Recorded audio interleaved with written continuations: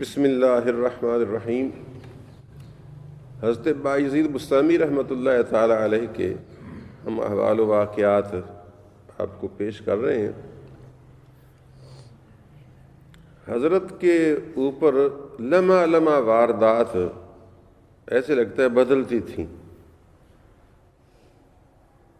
اور اب تو آپ اور ہم بھی کبھی کبھی ایسے شاید محسوس کرتے ہوں، ہم بھی کسی وقت اللہ کی طرف بڑا رجوع ہوتا ہے کہ نہیں، کسی وقت کافی ساری غفلت ہوتی ہے، کسی وقت تھوڑا سا رجوع ہوتا ہے، کسی وقت اللہ کے خوف سے رونا بھی کچھ آ رہا ہوتا ہے، کسی وقت رسول اللہ کی محبت اور جدائی کے احساس میں بھی رونا آ رہا ہوتا ہے، کسی وقت حضور صلی اللہ علیہ وسلم کی شفاعت کے پہلو کو دیکھ کر ذرا خوشی خوشی محسوس ہو رہی ہوتی ہے، کبھی مدینہ کی حاضری کا تصور آتا ہے تو خوش ہوتا ہے کہ ہم وہاں گئے اور ہم نے حضور کی زیارت کی اور ہم نے وہاں قرآن کریم سنا۔ کبھی کبھی یہ بھی کیفیت ہوتی ہے کہ حسرت کی وجہ سے رونا آتا ہے کہ اس سال پھر نہیں جا سکا، اگلے سال پھر نہیں جا سکا، تو یار یہ کیا بنا۔ تو اس کیفیت کے بدلنے کا نام ہی قلب ہے۔ قلب کو قلب کہتے ہیں، یہ بدلتا رہتا ہے۔ کسی نے ایک شعر بھی کہا ہے، دل بدل جاتا ہے، حالات بدل جاتے ہیں، وقت کے ساتھ خیالات بدل جاتے ہیں۔ اس نے تو خیر اور حوالے سے کہا، کسی اور نے یوں کہا، کبھی بہار کی صورت کبھی خزاں کی طرح، بدلتا موسم دل بھی ہے گلستان کی طرح۔ تو ایسے لگتا ہے کہ ان بزرگان دین کی بھی کیفیتوں میں کبھی کوئی دھیان کبھی کوئی دھیان، اس کے مطابق ان کے منہ سے باتیں اور گفتگو سرزد ہوتی ہے، ورنہ یقیناً ہر روز ہر وقت اس طرح نہیں ہوتا ہوگا کہ آپ 4 رکعت نماز عشاء کو شروع کی نفل، یا تو 4 رکعت پڑھنے کے بعد اللہ کی بارگاہ میں رونا شروع کر دیا کہ یا اللہ، جیسی تیری عظمت ہے، جیسی تیری شان ہے، ویسی تو مجھ سے نماز نہیں پڑھی جا سکی، معاف فرما، میں پھر پڑھتا ہوں۔ تو پھر نماز شروع کر دی۔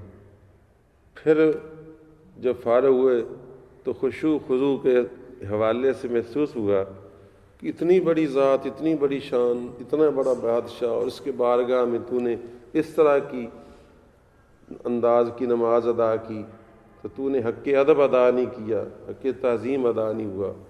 تو پھر رونے لگتے کہ یا اللہ، میں تیرے شایان شان نہیں پڑھ سکا، معاف فرمانا، میں پھر پڑھتا ہوں۔ تو اس طرح بعض اوقات ہٹ ہٹ کر ساری رات نماز پڑھتے رہتے، اور پھر صبح یہ کیفیت ہوتی کہ پھر رونا شروع کرتے کہ یا اللہ، میں تیرے مطابق تو عبادت ہی نہیں کر سکا، اب تو میری ندامت کی وجہ سے، میری اس حسرت اور افسوس کی وجہ سے مجھ کو معاف فرما دے کہ میں تیری عبادت نہیں کر سکا۔ تو اس طرح کی کیفیتیں بھی، ان کو عشق کی دیوانگی کہیے، اس کو بندے کی عجز و نیاز کی انتہا کہیے، یا اس کو آپ اللہ کی خاص الخاص رحمت کہیے، کیونکہ بندہ کو کسی وقت بھی یہ سمجھنا نہیں چاہیے کہ میں نے اللہ تبارک و تعالیٰ کے شکر کا، اس کی عبادت کا حق ادا کر لیا۔ یہ تو بس ایک حاضری ہے، سمجھ لیجئے، جو اس کی توفیق سے ہمیں میسر آتی ہے۔ دیکھیے نا، ایک صدر محترم ہے ہمارے ملک کے، ان کے ایوان صدر میں جانا کا خاص پروٹوکول ہوتا ہے، کسی تھانے میں جانے کا، ایس پی کے پاس جانے کا ایک خاص پروٹوکول انداز ہوتا ہے، حتیٰ کہ بعض جگہ تو خاص وردیاں ہوتی ہیں، ان وردیوں کے بغیر وہ مثلا سول کپڑوں میں عام سپاہی مل نہیں پاتا اپنے آئی جی کو۔ تو اندازہ فرمائیے، حالانکہ یہ ناقص سے انسان ہیں، انسانوں کے پاس آتے جاتے ہیں، کوئی خاص فرق بھی نہیں ہے، وہ بھی ایک حقیر نطفے سے پیدا ہوا، وہ بھی ایک حقیر نطفے سے پیدا ہوا، مگر اللہ تبارک و تعالیٰ کی شان ورال، اور کہاں خالق، کہاں مخلوق، کہاں وہ لامحدود ذات، کہاں یہ ذرہ ناچیز۔ تو یہ اس کے کرم کے ساتھ ہماری حاضری ہوتی ہے، اس کے کرم سے ہی قبولیت کی امید بھی ہوتی ہے۔ تو ان پر یہ کیفیت بھی طاری رہتی، لیکن ظاہر ہے کہ یہ روزانہ کی کیفیت نہیں ہو. کتاب والا تو لکھ دیتا ہے، مگر مطلب یہ ہے کہ یہ روزانہ تو نہیں ہو سکتا، ورنہ پھر وہ نماز کیسے بندے کی عشاء کی نماز کیسے پڑھی جائے؟ ہر نماز پر یہ حالت اور کیفیت ہو. تو اس طرح کی بھی عجیب و غریب واردات ہوتی تھیں. آپ یہ بھی فرماتے ہیں کہ لوگ، یہ بھی اسی وجہ سے فرماتے تھے کہ لوگ میرے بارے میں بعض اللہ تعالیٰ کی طرف سے لعنت میں گرفتار ہو جاتے ہیں اور بعض اللہ تعالیٰ کی رحمت کے سزاوار ہو جاتے ہیں. پوچھا کہ جی یہ کیوں؟ کہ آپ تو ایک ہی ہیں. تو یہ کہ آپ کی وجہ سے، آپ کہ میری وجہ سے وہ عذاب اور لعنت میں گرفتار ہو جاتے ہیں، اور میری وجہ سے بعض اوقات رحمت میں کے حقدار ہو جاتے ہیں. تو فرمایا اس کی وجہ یہ ہے کہ کسی وقت مجھ سے ایسی باتیں سرزد ہوتی ہیں اور وہ ایسی حالت میری ہوتی ہے کہ وہ دیکھ کر میری غیبت کرتے ہیں اور اس کی حقیقت کو نہیں پہچانتے ہوتے. تو غیبت اور بہتان لگانے اور گلے کرنے سے، شکوے کرنے سے، ظاہر غیبت جو ہے باعث سے کہ گناہ کبیرہ جو ہوئی، اور پھر ایک اللہ کے خاص الخاص پیارے بندے کی غیبت تو اور زیادہ گناہ ہے. تو وہ بیچارے، یعنی اللہ مجھ پر رحم فرمائے، میری اس ظاہری حالت کی وجہ سے وہ غیبت میں گرفتار ہوتے ہیں اور عذاب کے مستحق ہو جاتے ہیں. اور کبھی اللہ تعالیٰ کی رحمت کے ساتھ میں یعنی ایسے حالت میں ہوتا ہوں، ایسی گفتگو کرتا ہوں جو عوام کے سمجھ میں آنے والی ہو اور ان کو راس آ جائے، تو پھر وہ خوش ہوتے ہیں، ان کے دل میں محبت پیدا ہوتی ہے اور اللہ تعالیٰ کی رحمت کے حقدار ہو جاتے ہیں. تو یہ بھی اسی طرح کی کیفیت ہوگا. ہمیں اس سے کیا سبق ملتا ہے؟ ہمیں سبق یہ ملتا ہے کہ ہمیں اول تو کسی کی بھی غیبت اور گلہ نہیں کرنا چاہیے. حتیٰ کہ اگر کوئی برا شخص ہو تو اس پہ کوئی غیبت ضروری نہیں ہے، صرف جائز ہے. برا شخص سے مراد یہ کہ جو اگر ظالم آدمی ہے، مثلا یزید کو برا کہنا جائز ہے. یہ ضروری نہیں کہ ہم یزید کا نام لے کر ہر وقت اس کے اوپر گالی گلوچ کرتے رہیں. کیوں کہ گالی گلوچ کرنے کی بجائے ہم اتنا وقت اللہ کی تسبیح میں کیوں نہ صرف کریں، اتنا وقت درود شریف پڑھنے میں کیوں نہ صرف کریں. بس ٹھیک ہے، اس کو نااہل سمجھیں کہ وہ نااہل تھا اور اس کے دامن پر اہل بیت کی بے ادبی کا داغ لگا ہوا ہے. بڑی بات نہ بھی ہو تو یہ بات ہی بڑی ہے، یہ بات ہی بڑی بری ہے، اور یہ بدقسمتی کی علامت ہے کہ اس کے دامن پر اہل بیت کی بے ادبی کا داغ آ گیا. کہتے نا باد اچھا بدنام برا. اگر باد نہیں بھی تھا تو یہ بدنامی ہی بڑی بری ہے جو اس کے حصے میں آئی. اس پر بھی وہ اپنی قسمت کو روتا رہے تو سزاوار ہے. لیکن ہمیں ضروری نہیں قرار دیا گیا کہ ہم اس بات پر، ہاں البتہ شیعہ مذہب میں یہ ہے، ان کی کتابوں میں لکھا ہے کہ معاذ اللہ ابو بکر، عمر، عثمان اور صحابہ کرام میں سے بعض کو نام لے کر بھی کہ ان کو گالیاں دینا تسبیح پڑھنے سے بہتر ہے. جی اندازہ فرما لیجیے اس مذہب کی کالک دیکھیے. میں نے پچھلی مرتبہ اس کا حوالہ بھی دیا تھا، شاید آپ میں سے کسی کو یاد ہو، کہ ان کے ہاں صحابہ کرام پر دشنام ترازی یہ سبحان اللہ الحمدللہ اور درود شریف پڑھنے سے زیادہ ان کو ثواب دیتی. لیکن ہم الحمدللہ ایسے نہیں ہیں، اور نہ ہم ایسا سوچتے کوئی ہمارا بھی دشمن کیوں نہ ہو، کوئی کافر بھی کیوں نہ ہو. مثلا یہ کل مر گیا بال ٹھاکرے، تو بال ٹھاکرے علیہ ما علیہ کو ہم لعنتیں کرتے رہیں، گالیاں دیتے رہیں، اس کی بجائے ہمیں کیا ضرورت ہے ہم اللہ کی تسبیح کریں، کوئی اور اچھی بات کریں. بس اس کو کافر سمجھے، نالائق سمجھیں، بدبخت سمجھیں، بس اتنا ہی کافی دل میں سمجھیں. کوئی ضروری نہیں کہ اس پر ہم گالیوں کی بچھاڑ دیتے رہیں.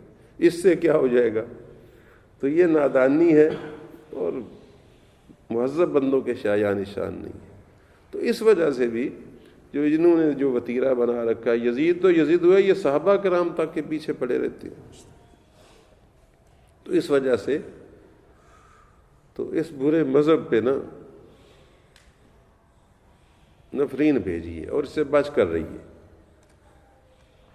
اللہ کریم آپ کو نبی پاک کی سنت پر قائم رکھے، اہل سنت میں شامل رکھے، اور جماعت مسلمین جو ہے بڑی جماعت سواد اعظم اس کے ساتھ وابستہ رکھے. یہ بہت بڑی خوش قسمتی کی علامت ہے. تو حضرت باجید بستامی رحمۃ اللہ تعالیٰ علیہ کے اس ارشاد کا مطلب یہ تھا کہ لوگ غیبت کر کے اپنے آپ کو اللہ تعالیٰ کے عذاب کا مستحق بنا لیتے ہیں، کیونکہ آپ کی اپنی حالت میں بھی ایسی ہوتی تھی صورتحال کہ کبھی عرش اولا کی خبر دیتے، کبھی تحت الثری کی بات ہوتی، تو اس حالت کے مطابق صورتحال.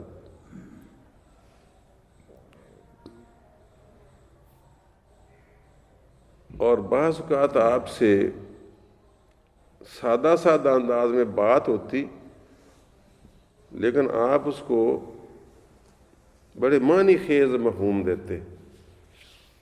ایک دن کا ذکر ہے کہ آپ نے نماز پڑھی، کسی بستی میں گزر ہوا تھا، تنہا ہوں گے، ظاہر ہے کہ تنہائی ہوں گے، ورنہ اس کو احساس ہو جاتا کہ یہ کون سی ہستی ہے امام کو. تو آپ نے نماز عصر پڑھی اس کے پیچھے. تو مولوی صاحبان کو، ہم لوگوں کو یہ عادت ہوتی ہے کہ صف میں جب منہ پھیر کر دیکھتے ہیں کہ کوئی نیا بندہ کون سا آیا ہے، ابو بکر آیا ہے بھی، آ جائے، سلیم آیا ہوا ہے، تو دیکھتے ہیں. ویسے بھی دیکھنا مبارک ہے، مسلمان کو محبت سے دیکھنا بھی، لیکن بعض اوقات ہمارے طبقے کے لوگ تو ویسے بھی دیکھتے ہیں کہ کوئی خیر سامنی ہوئے. ہاں جی، مولوی بیچارہ بھی کیا کرے، اس کی روزی جو یہاں وابستہ کر دی گئی، حالانکہ اس کی روزی کو مصلح سے وابستہ نہیں کرنا چاہیے تھا. علم دین کی ویسے وقت اور قدر و منزلت ہونی چاہیے. کتنی ہمارے لوگ سکولوں میں پڑھا کر پینشنیں لے ہی رہے ہیں نا. تو علماء کی بھی پھر اچھے علماء بھی پیدا پھر ہی ہوں گے. اب بیچارہ کوئی روٹی کا مارا پھرتا ہے درسوں میں، تو وہ اتنی محنت نہیں کر پاتا، پھر وہ آپ کا امام بنتا ہے، پھر اسی طرح کی باتیں کرتا ہے، پھر آپ لوگ تان کرتے ہیں. حضرت نے جب نماز ادا کی تو مولوی صاحب نے بھی دیکھا کہ کوئی بابا جی نئے آئے بیٹھے ہیں، پتہ نہیں کون ہے، کیا انٹرویو تو لینا چاہیے. تو انہوں نے پوچھا کہ جناب آپ کا کیا نام ہے؟ بتایا کہ مجھے بایزید کہتے ہیں. اچھا، کہاں سے آئے ہو؟ سارے تو نہیں جانتے ہوتے، کہاں سے آئے ہو؟ فرمایا میں بستام سے ہوں. اچھا، آپ کا ذریعہ معاش کیا ہے؟ آپ کا ذریعہ معاش، روزی وغیرہ کا ذریعہ کیا ہے؟ مراد ہے کہ کاروبار کیا کرتے ہو؟ ہم ہوتے تو بتاتے کہ میں ٹھیکیدار ہوں، میں بتاتا کہ میں پینشن یافتہ ریٹائرڈ پروفیسر ہوں، کوئی بتاتا کہ ہم آڑت کرتے ہیں. ظاہر یہی جواب اس کا ہو سکتا ہے. لیکن آپ نے جب اس نے کہا کہ آپ کا ذریعہ معاش کیا ہے، تو آپ نے جواب دینے کے بجائے کھڑے ہو کر نماز کی نیت باندھ لی اور نماز شروع کر دی. وہ کہنے لگا بڑا پاگل ہی بابا ہے، اس کو پتہ ہی نہیں کہ عصر کے بعد دوبارہ کوئی نفل شفل نہیں ہوتے. اس نے دوبارہ نفل شروع کر دی. خیر جب وہ نماز سے فارغ ہوئے، کہنے لگا بابا جی یہ کون سی نماز پڑھی آپ نے؟ تو آپ نے فرمایا عصر. کہنے کون سی عصر؟ فرمایا یہی آج والی. اب پتہ نہیں بابا، نماز عصر پڑھنے کے بعد پھر عصر نہیں ہوتی، دوبارہ نماز نہیں ہوتی، نہ نفلی نماز ہوتی ہے اور نہ یہ دوبارہ بار بار نماز ہوتی ہے. تو آپ نے فرمایا کہ بھئی میری پہلی نماز ہوئی ہی نہیں تھی. اس نے کہا وہ کیوں؟ کہ نہیں یار مجھے پتہ ہی نہیں تھا کہ میرا امام جو ہے اس کو ذریعہ معاش کا ہی پتہ نہیں ہے کہ روزی کا ذریعہ کیا ہے ہمارا. آپ بتائیں روزی کا ہمارا ذریعہ کیا ہے؟ اللہ تعالیٰ. ہمارا روزی کا ذریعہ سب سے بڑا اور اہم ذریعہ اور جو حقیقی ذریعہ ہے وہ تو اللہ تعالیٰ ہے، اور وہی ہے اصل ذریعہ. روزی رساں وہی ہے. دکان روزی نہیں دے رہی، نہ عڑد روزی دے رہی ہے، نہ ملازمت روزی دے رہی ہے، نہ کھیتی باڑی. یہ تو ہم نے سمجھ رکھے ہیں اسباب. اصل میں آپ اس کو سمجھانا چاہتے تھے، ورنہ خدا نہ خواستہ ایسا کہنے میں کوئی بندہ مشرک بھی نہیں ہو جاتا کہ یہ کہ میں ٹھیکیدار ہوں، تو اسے انشاءاللہ مشرک نہیں ہو جائیں گے.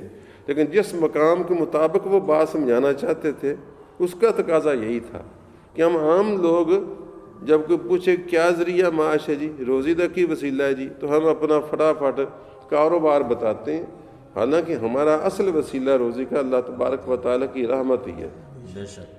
وہ عطا فرماتا ہے تو پھر ہمیں ٹھیکیداری سے بھی روزی مل جاتی ہے، دکان سے بھی روزی مل جاتی ہے، اور وہ رحمت نہ فرمائے تو ہمیں گھاٹا ہی گھاٹا. تو اس طرح کی بڑی کارآمد باتیں آپ ارشاد فرماتے تھے، اور جس سے انسان کو اگر چشم ہوش کھلی ہو تو بڑا سبق ملتا ہے. اللہم صلی وسلم وبارک علی سیدنا و مولانا محمد النبی الامی وعلی آلہ وصحبہ وبارک وسلم.